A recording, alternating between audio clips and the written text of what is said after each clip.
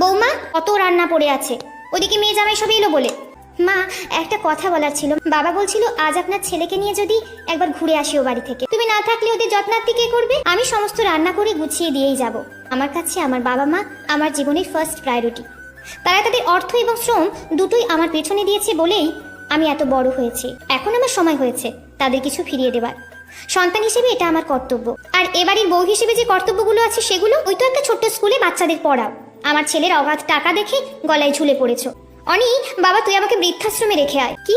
তুমি মাকে কি বলেছো রাত্রি? ক্ষমা চাও, এক্ষুনি আমার মায়ের কাছে ক্ষমা চাও। তোমার জন্য আজ আমার মায়ের চোখে জল এসেছে। আমি কোনো ভুল করিনি, তাই সরিও বলবো না। বাড়ি থেকে বেরিয়ে যাওয়ার কথা যখন উঠেছে তখন আমি বেরিয়ে যাচ্ছি। আপনি কেন যাবেন? এই বিনা মাইনের কাজের মেয়েকে যদি দরকার হয় ডেকে পাঠিও। আজ বরং আসি। বর্তমানে এমন অনেক রাত্রি আছে যারা শত যন্ত্রণা সহ্য করে শ্বশুরবাড়িতে থেকে যায়, কারণ তাদের কোনো যাওয়ার জায়গা নেই বলে।